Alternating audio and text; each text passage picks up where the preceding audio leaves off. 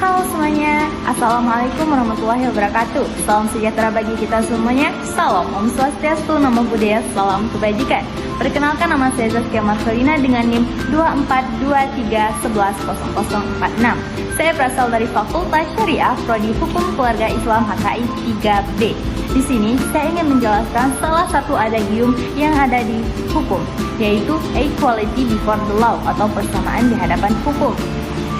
Equality before the law atau persamaan di hadapan hukum adalah prinsip dasar dari sebuah negara hukum yang menegaskan bahwa setiap orang sama di mata hukum tanpa memandang ras, budaya, agama, atau latar belakang lainnya. Prinsip ini berarti bahwa tidak ada pihak yang kebal hukum sebagaimana yang telah ditegaskan dalam pasal 27 ayat 1 Undang-Undang Dasar tahun 1945. Prinsip ini juga ditegaskan dalam berbagai bentuk undang-undang dasar dan juga putusan Mahkamah Konstitusi lainnya. Setiap warga negara berhak mendapatkan perlakuan yang sama dalam proses hukum, mulai dari penyelidikan, penyidikan, penuntutan, persidangan, hingga pemindanaan. Semua harus dilakukan secara adil, tidak diskriminatif, dan setiap warga Indonesia berhak mendapatkan perlindungan hukum dan juga wajib menjalankan kewajibannya di negara hukum.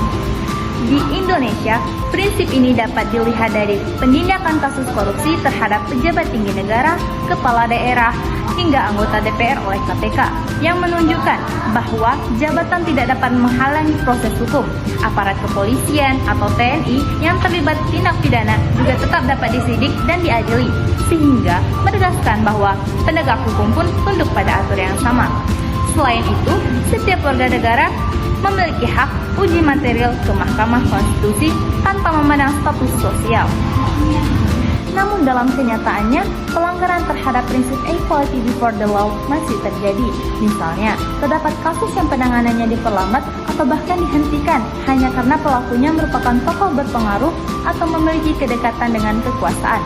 Ada pula situasi di mana warga miskin diperlakukan lebih keras, misalnya cepat ditahan atau tidak mendapatkan pendampingan hukum.